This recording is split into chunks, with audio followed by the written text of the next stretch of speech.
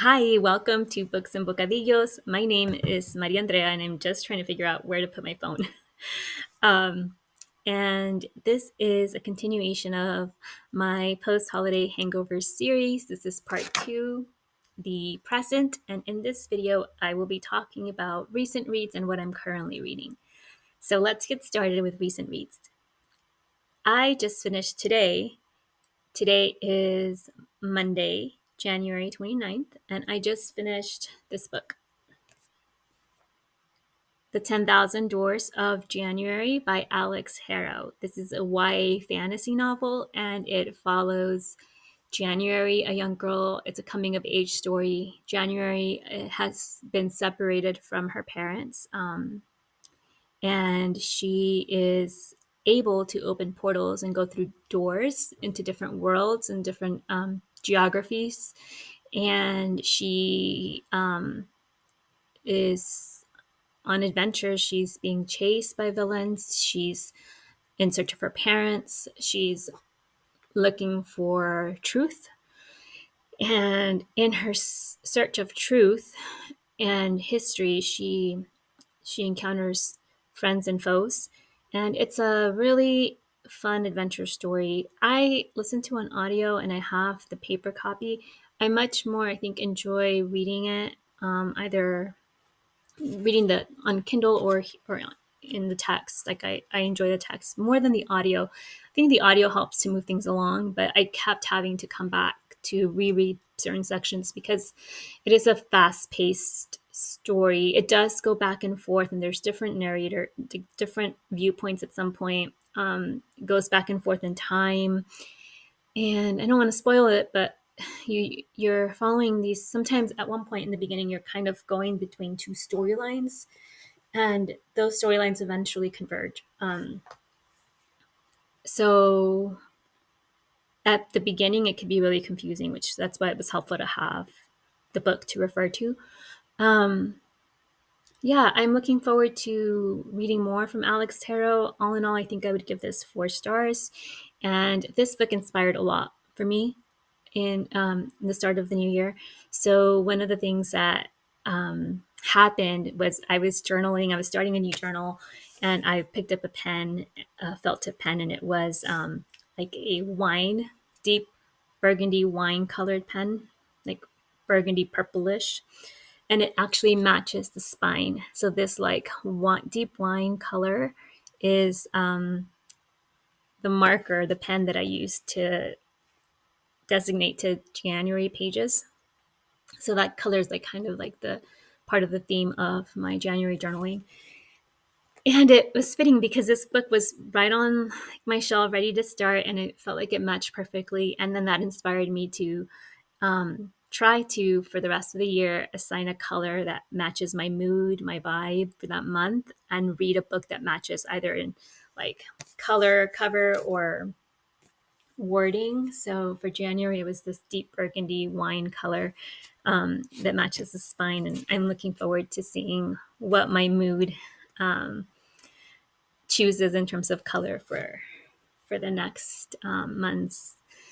And this also inspired my word of the year. So January is able to uncover doors, like to go through doors that are like portals into other worlds and other parts of like other places. And so I chose my word for 2024 is doors, and inspired by the concept of being brave, having courage to open doors, to go through doorways that are new, to close doors that need to be closed. I'm actually like going through that metaphorically in my life at the moment. There are doors that are opening, there are doors that are closing, and it's very stressful and could be very anxiety provoking. And I feel like just having that concept, that metaphor to hold on to for the year as things continue to change and I continue to grow and encounter new worlds, that I take a bit of that courage that the heroine in this book shows us. So, yeah, it was a great read, very timely, very fitting. to what's going on. Even though this is a young adult coming of age story, I feel like I'm in my second coming of age in midlife.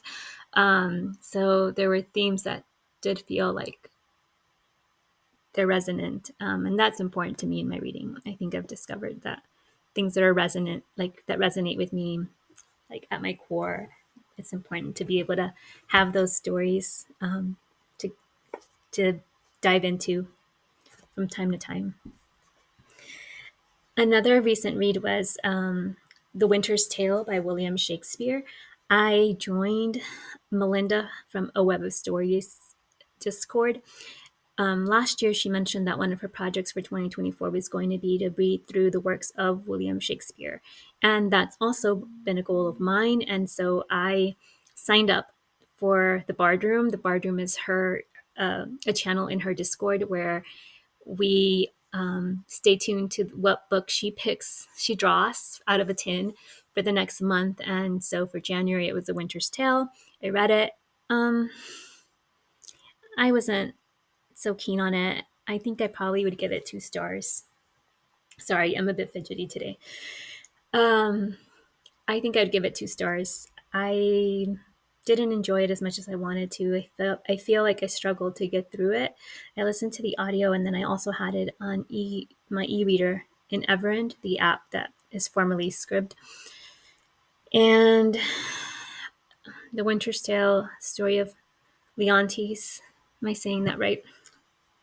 Leontes, king of Sicilia, and his wife Hermione. And early on in the first few pages, Leontes accuses his wife of cheating on him, of having an affair with his best friend, and eventually banishes her. And I mean, I don't want to go into the details because if you haven't read it and you want to read it, definitely, it's full of drama. At some points, it feels like it's unnecessary drama. There's a bear that kills someone. That was probably the most surprising thing, most weird thing. But yeah, I 2 stars for me. I hope. I mean, we can only go up from here. I know I'm gonna love some of the other works of Shakespeare, so I'm looking forward to continuing along in the project with A Web of Stories and Melinda's friends in her Discord. So then I also just recently, in the last week or so, read Lost Girl by Melissa Bashardoust. I hope I'm saying that correctly. No, Bashardoust. Melissa Bashardoust. So she wrote a short story called Lost Girl, and this is inspired by The Winter's Tale by William Shakespeare, and it's in this collection of That Way Madness Lies, Shakespeare's most notable works reimagined, edited by Dahlia Adler. And this is a collection of YA short stories that are reimaginings of the works of William Shakespeare. So The Winter's Tale is the last one in this collection. And it is the story, it is categorized as late romance. It was a sweet romance. It follows Perdita. Perdita is the daughter of Leontes and Hermione in The Winter's Tale. And so this is a reimagining, modern day retelling of Perdita and her finding out who her parents are, and won't there be reconciliation. If you've read A Winter's Tale, you know how it ends. But it's a YA. It's told from the young girl's perspective, and it's her falling in love with the guy that turns out to be tied to her family in some way. I'll leave it at that. And so her discovery of her family, her origins, and her relationship, and the connections between her and her lover, her partner. Yeah, it's a sweet story. I actually enjoyed the story more than I did the play. It was a good short story, and I am really excited to continuing to read on the different reimaginings. I like YA. I know YA isn't for everybody, and even though I am a woman in my 40s, I still really enjoy a coming of age story. So I recommend. I like YA. If you like YA, you might like that collection. Currently reading. So I'm also joining Melinda and her friends on Discord in reading Les Miserables by Victor Hugo. We are reading a chapter a day. I think my pacing with it is to read it weekly, to just catch up on 7 chapters at a time, 5 to 7 chapters at a time, because the chapters are short and I'm listening to it on audio. I haven't been able to get a used copy. I don't want to purchase. I'm doing the read what you own. I'm trying not to purchase books, but I am interested in getting my hands on a used copy if possible, so that I can have it to go back to. So yeah, I'm reading that and I'm enjoying it. I'm really liking it so far. I'm also reading Wuthering Heights. I started this for the Guadalupe Reinas reading marathon that I've already talked about in a previous video. But I only read like 42% during those days of Guadalupe Reinas, and I'm still at it. I'm reading it through the Serial app, and I'm really enjoying it. This time I'm reading it more as a horror, more expecting to be react in the way you react when you read horror, and not expect like good feelings or lovely like kind of like romantic vibes. So I'm actually really enjoying this third reading of Wuthering Heights. So I'll share with you more when I finish. And I just picked up today this graphic novel Supper Club by Jackie Morrow, edited by Ali Pipitone. I'm actually starting a supper club this year, and I got this book last year. I really wanted to get inspired to do a supper club, and we're actually supposed to meet for the first time the first Sunday in February. So I want to finish it before Sunday. I can. It'll give me a week to finish. I like it. I think like if you think this kind of art is visually appealing, you probably would enjoy it. I love graphic novels because of the artwork in them. The colors are very like bright. I'll read the back. So this is also teen plus drama humor. It's YA.